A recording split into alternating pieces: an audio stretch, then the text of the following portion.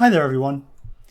In a previous video I looked at a whole range of different 5-inch motors and tested them on my thrust stand to see how larger motors like the FPVCycle 25mm compared to more typical 5-inch motor sizes like 2207 and 2306. If you're interested to see the results of those tests, I'll put a link to that down in the video description.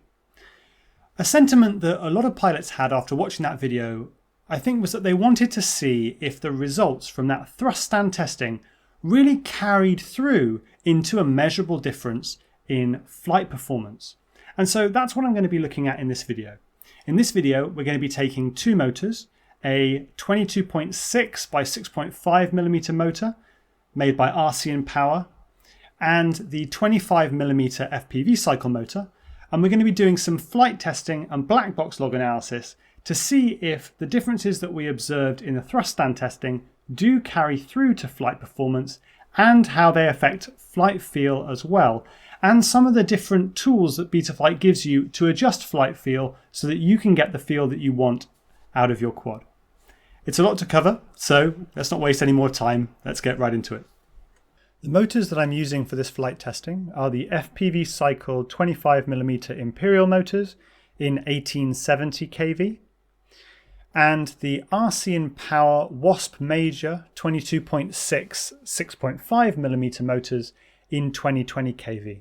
And I selected these RCinPower motors because they produce almost identical thrust on the thrust stand to the FPVCycle motors.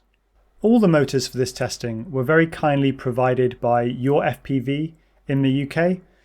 It's really great to see FPV retailers supporting scientific testing of components, because I think more data can only benefit the FPV community and help them make better decisions about what products to buy. So next time you're in the market for some FPV components, I'd really appreciate it if you'd check Your FPV out. I built two nearly identical quads for this testing. Both quads were built using the new AOS5 V2 frame, and they both used the same stack, the iFlight SuxXD F7 Mini 55A stack, and they were both fitted with the same 1000 microfarad 35V capacitor. The cameras on the quads were the same, both the Cadex Vista Nebula Pro. Both quads were running Betaflight 4.3 RC4 with default filters and PIDs, and BL Heli 32.9 with default settings. I had bidirectional D-shot and RPM filtering turned on, and I was logging at 1 kHz for all the flights, with D-shot RPM telemetry also being logged. So I was recording the RPM of all four motors as reported over D-shot. The props were the same as what I used in my thrust stand testing, the HQ V1S 5x4.5x3. The only difference between these two quads was in the motors. In order to make this a truly fair test, I felt I had to blind the testing. Now, the purpose of blinding the testing is to make sure that I didn't know which quad I was flying when I was flying it. And that helps avoid a lot of sources of error, particularly the placebo effect. So this is the protocol that I used to blind the testing. Firstly, I set up the two quads so that there were no visible differences in the OSD or in what I could see in the camera between either quad. I put my goggles on and I faced away from the flight line. My partner hid both quads and then chose one at random. We'll call this one Quad A, and she plugged it in. And she also recorded which one she chose. Then, without turning around, I went and I flew a prescribed sequence of moves. Then I would come back and land, and my partner would take the quad back and hide it. And then we would repeat the whole process again, but this time with the other quad. After I'd flown both quads, I recorded which one I preferred, A or B, and then we repeated that test a few more times, and we had a random order of A and B quads each time. And this means that I couldn't be sure that quad A in test 1 was also quad A in test 2. They might have been swapped, they might have been the same, I didn't know. Let's look at some flight footage now to show you exactly the prescribed sequence of moves that I did on both quads to try and compare them as evenly as possible. And I'll also tell you a little bit about what I felt while I was doing this flight testing. So we started off with just a hover. I tried to hover the quad exactly at the same altitude for 10 seconds and tried to really feel which quad, if either, had a higher or lower throttle position for hovering. I then followed that up with some snap rolls to the left and to the right. And really here I was looking to see if I could see any bounce back or any difference in the amount of bounce back at the end of each of these sharp flips and rolls. After the rolls, I did some sharp flips. Again, I'm really looking for any bounce back here in the HD footage, and also actually listening to the quad and seeing if I can hear a little double zip on the motors, which might indicate a little bit of bounce back or overshoot at the end of the flips. The next test was a full throttle punch out. And here I was really looking to feel if one or other of the quads was accelerating more quickly in that full throttle punch out. And this was an area where I was able to detect a bit of a difference between the two quads. The next set of moves was a drop and catch, where I would hold the quad at a set altitude, drop at 0 throttle, and then try and catch the quad as close to the ground as I possibly could. And this is about testing low throttle control and also prop wash handling of the quad and seeing if I could feel much of a difference there between the two quads. After the drop and catch, I then did a second flight where I did some yaw spins, again looking for any bounce back on the yaw spins, see if there's any difference there between either of the two quads. So I'm doing yaw spins in both directions and I'm trying to see if there's any bounce back that I can see in the HD footage, and of course I'm also going to look at the logs later to see if there's any bounce back that I can see in the logs. I also did some shakes on yaw just to really try and bring out any difference in the yaw performance between the two motors. And after that I just finished the flight off with a little bit of freestyle. So just some flips, some rolls, some big split S's. I know particularly that those are the types of moves where you're supposed to be able to really feel a difference in the performance of the 25mm motor. So I tried to put in lots of big split S's and then, trying to catch the quad nice and low to the ground and really feel if I could get a sensation of any difference in the low throttle control there. So after all of this freestyle flying, I would land, and then I would do exactly the same flight again with very, very similar moves. Identical moves in the cases of the flips and rolls, and as similar as I could manage in the case of the freestyle moves, in order to try and get a feel for any differences between the two motors. And there you can see my partner, who's been helping me manage all the quads and keep all the testing blind. So when I was flying, I really didn't have any clue about which quad I was flying, and obviously that helps make the testing fairer.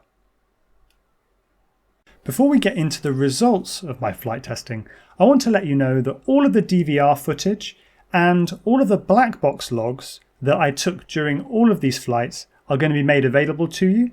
There'll be a link in the video description to a Google Drive or something like that where you can get hold of that data and look for yourself, just so that the testing can be as transparent as possible and that people can use the results for any further work that they might want to do. Let's talk about flight feel results now. And I was only able to detect a difference in the flight feel or flight performance between the two quads based on their response to full throttle punch outs. One of the quads was significantly faster and more responsive on full throttle punch outs than the other. And in fact, I incorrectly attributed the more responsive, faster quad to the bigger 25mm motor. I thought that the quad that clearly had more power because it had a larger motor, but in fact I was completely wrong. The more powerful quad was the Wasp Major 2020 kV, and as we see in the objective data, the Wasp motor delivered significantly more thrust and power at the top end in flight testing. When I applied an appropriate throttle limit to the Wasp motor to match the top ends between the two quads, I could no longer differentiate them in a blind test in flight at all. They felt exactly the same to me. Based on this testing, I think that it's very, very difficult to distinguish between 2306, 2207 and 25mm sized motors on 5-inch props in a blind flight test. Now, if the motor size and kV give very different top-end thrust and power, then that's pretty easy to feel. But that alone is not enough to tell you the motor size or shape, because it's very difficult to distinguish between a smaller motor with a higher kV and a larger motor with a smaller kV. Determining these differences in performance, which are important for things like prop wash handling and efficiency between similar motors with similar maximum thrust and power, doing that is best done using thrust stand data and black box log analysis. I'm not saying it's completely impossible that there might be pilots who are sensitive at that level to the difference in responsiveness between motors of different shapes, but I am telling you that I'm not one of those pilots, and that any pilot who claims to be able to do that really does need to prove it in a blind test. So now that we've looked at flight feel, let's look at some black box logs and see if any of the differences in performance that we saw on the thrust stand carried over into the performance of the motors in flight. Let's start with a test that showed the most difference between the motors, and that's the full throttle punch out.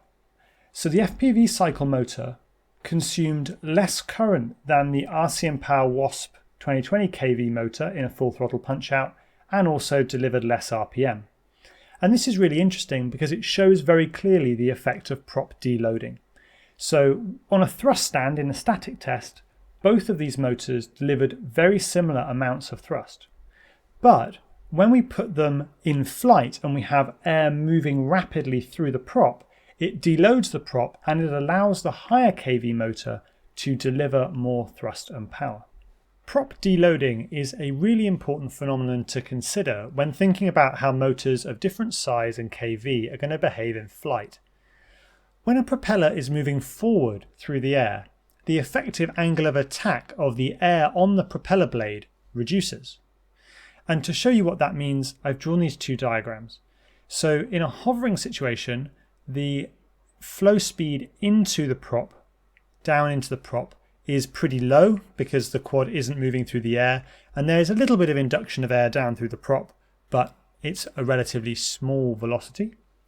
And then we have some amount of prop speed here, which is dependent on the RPM of the prop in that hovering situation. Those two speeds create this relative wind, which sounds like your aunt or uncle farting at a party, but is actually just the angle of attack of the air on the propeller blade. In a punch-out situation, you're going to have a lot more flow speed down through the prop because the quad is now moving rapidly through the air, and you're also going to have a much higher RPM of the prop as well. The result of these two things is that the angle of attack of the prop reduces the higher the flow speed is that you have. So if you're flying a lightweight quad that is able to accelerate upwards very quickly, you're going to have a higher flow speed and you're going to end up with a lower angle of attack on the prop. And as a result, that prop is going to require less torque for a given RPM than it does in that static test. The effect is really similar to just running a lower pitch prop on the thrust stand. In the last video, we covered that higher kV motors deliver more thrust and consume more power, especially on lighter props. And that's what we're seeing in this test. The prop deloading effect is allowing the higher kV motor to produce more performance. It's providing more thrust, it's consuming more power. And a better match to the FPVCycle motor on this prop in a flight test is probably a bit lower than what I said in my previous video, something more around 1950 kV when we take prop deloading into account. The difference in top-end thrust and power between the two motors also transferred to a measurable difference in the hover throttle for the three test cases as well. And what's interesting is that the difference in hover point corresponds almost exactly to the ratio of the difference in full throttle RPM. The motors that deliver more power at full throttle also deliver equivalently more power at low throttle. And that means that you can match motors in terms of performance quite effectively using a throttle scale. And there's not a massive difference in the shape of the throttle curve between motors of different shapes and sizes. Let's look now at the responsiveness of the motors on roll, pitch and yaw. And to do this, we're going to use PID Toolbox and its step response function to see how the quad responds to sharp inputs on each of the 3 axes. And what we see is that the 25mm motors do appear to have slightly more bounce back visible on roll, and they're a little bit slower on pitch compared to the Wasp motors.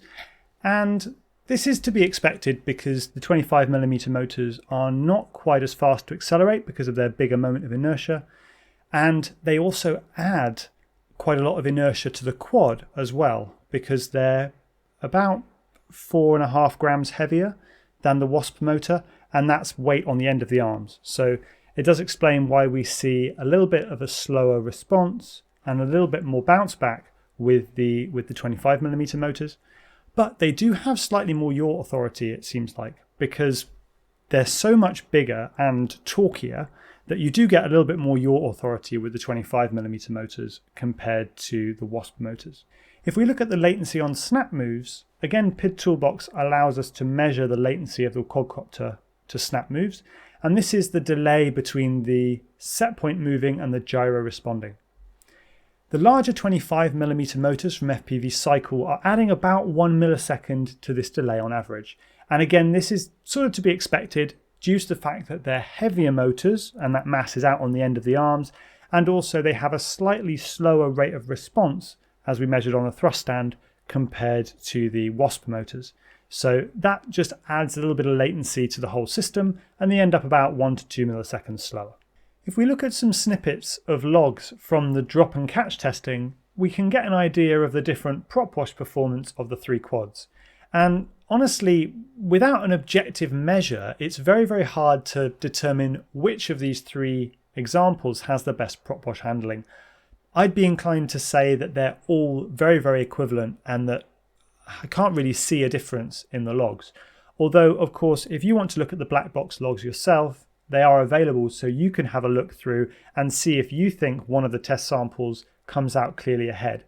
So looking at conclusions now, I was able to feel a clear difference between the RCinPower Wasp 2020 kV motors and the FPVCycle 25mm motors based on their top end thrust and power. Because due to prop deloading, the 2020 kV motors were able to produce much more top end than the FPVCycle 25mm motors. Matching the motors by using a throttle scale on the more powerful motor eliminates this difference, and once I had done that, I wasn't able to perceive a difference in flight performance between the 2 motors in a blind flight test with the top end thrust and power matched. And based on this testing, I'm inclined to suggest that large differences in flight feel that have been reported between 2306, 2207 and 25mm sized motors on 5-inch props are primarily due to differences in the maximum thrust and power of the motors under test, rather than their particular size and shape. Looking at black box logs of the 2 motors, it is possible to determine small differences in the performance of the 2 motors, with the 25mm motor showing slightly more bounce back and slightly slower responsiveness in black box logging compared to the RCinPower Wasp 2020 kV motor. If a slightly slower, softer response is desirable, I would suggest achieving that through increasing RC smoothing and RC throttle smoothing, but still using a very responsive motor, because overall that's going to give you better flight performance while still giving you the smooth response that you want. I think the results of the thrust stand testing remain valid. The 25mm motor is shown to be better suited to slightly larger props, 5.5-inch, or 5.25-inch, which I think is what Bob originally intended for the motor. Smaller motors, 2207 size, handle 5-inch props better, both on the thrust stand and also in flight testing. I hope you enjoyed this video and that you feel like flight testing the 25mm motor against a more typical 5-inch size motor has given you more information to cut through the marketing and make the right decision on which motor is right for your next build. If you're looking for a slightly larger frame, 5.5-inch props, that's just going to be perfectly matched, in my opinion, to this 25mm motor from FPVCycle, then I'll put a link down in the video description to my frame, the AOS 5.5 V2. That's going to be just ideal for a 25mm size motor. If you want a more typical 5-inch frame, there's also the AOS 5 V2, very similar, just a slightly smaller prop. I'll put a link to that down in the video description as well. If you like the work that I do and feel like I've earned your support, the best way for you to support the channel is through Patreon. You can join from just a few dollars a month, and it'll give you access to a special area of my Discord server, as well as sneak peeks of the projects that I'm working on, and an opportunity to feedback on my new designs and give input on what you'd like me to work on next. If that sounds like something you'd be interested in, I'll put a link down in the video description for that. That's all I have for you for today, so until next time, I wish you all very happy flying.